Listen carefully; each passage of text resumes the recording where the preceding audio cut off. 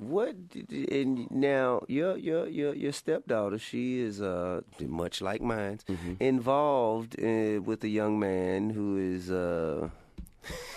in the same industry, of the same lifestyle as we are. How does that make you feel? And I'll share how I feel about it too. I mean, of course I was watchful, but I tried not to be judgmental because I know how we are judged. You know what I'm saying? I know how from just walking in the room and you having the title of a rapper, you automatically the bad boy, you doing wrong, you infidelity. You have all of those, and not to say that those titles they not. You know, every stereotype comes from experience, right? You know what I mean? They don't come out of nowhere. So I do understand it, but at the same time, I try to let me not judge him until I know him. Yeah, that makes sense. That's what I wanted to do with him. You know what I'm saying? That makes sense, man. That makes sense, man. I have a completely he got a different perspective. I have a completely different approach. You know what I'm saying? With me, it's fuck this nigga till he show me otherwise. You dig what I'm saying? And I must say, man, you know, the young man that she's dealing with, he's a cool cat. You know what I mean? He's a respectable young man. I even went so far as to check his background, man, where he from and whatnot, and his pedigree seems to come back without a tarnish. So I don't have anything negative to say about him. However, I am uncomfortable of what may potentially transpire in the future. But that's not any. Now, that's my discomfort exclusively. I don't share that discomfort with her or him.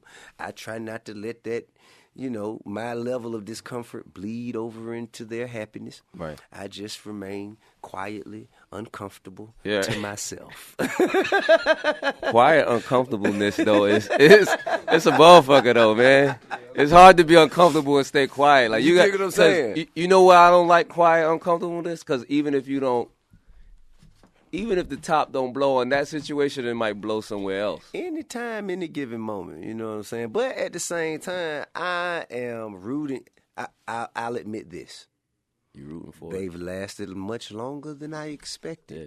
So at this point, I'm rooting for them to go all the way. Man, fathers don't get, mothers is mothers. You know. But fathers is fathers. Like a real father, like that can't be like. The thing is, right?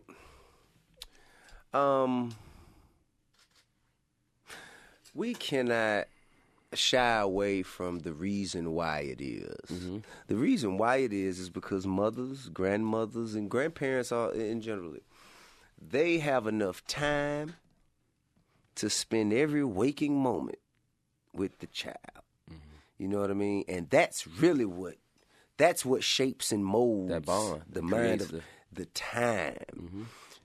But we out here getting money. Right. You dig what I'm saying? Now, mind you, us out here getting money, once we get out here and get the money and we come back and we provide and we do what we need to do, and motherfuckers say, well, money ain't everything. It is if you don't have it. Right.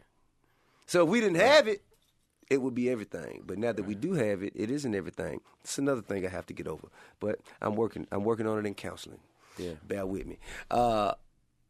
How is it that we are able to maintain the life that we do as artists within the hip-hop community? Because I'm sure when you started your career, your family was much different. Yeah. So your expectations of yourself was much different. But as you grew as an artist, you grew as a family man. How did you make sure that both of those parts of you grew together? I think it's well, for me, it was really over time. I wasn't that good at it at first. I'll even admit. It takes balance, and I wasn't good at the balance of it. I sucked as a dad, you know what I'm saying, early on, simply because, I mean, that shit like basketball or riding a bike or doing anything else, man, the more you do it, the better you get. Right. You know what I mean? You also have to throw in the thing of us jumping into this world, this lifestyle. Sure.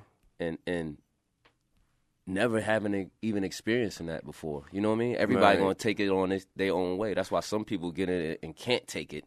And it's too much for them. Some people get in it and flourish. Some people get in it and fall in love with it. Some people hate it. Some people want to back out of it and don't. You know what I mean? Because you don't know what you're getting into even as a person for yourself until you get in that lifestyle. So with family on the side of it, now you're dealing with that lifestyle and then you're dealing with family along with it. family may not even like that lifestyle. They might not be able to take it. They might, some family members don't want to be in the public eye. Some family members love it. That's major. You know what I mean? And Deja. That balance. Yeah. You know what I mean? Yeah. So some kids is going to be with it. Some really be like, man, I don't want to be on camera today. I mean, that has been an amazing journey for me. Mm-hmm. It's been an amazing journey, and I think that I've learned so much on the journey that it has brought me and my children closer together. Mm-hmm. I was able to recognize, because if true enough, some children take to the spotlight a little bit different than others. Mm-hmm. But I must say, even the children that did not necessarily dive into the spotlight, I still learned things about them that I would have never known had it not been for the spotlight. You know what I'm saying? That's what Family Hustle did for me. The metaphoric of it is the spotlight is putting light on certain things that you might have not even seen. And that's right. You know what I'm saying?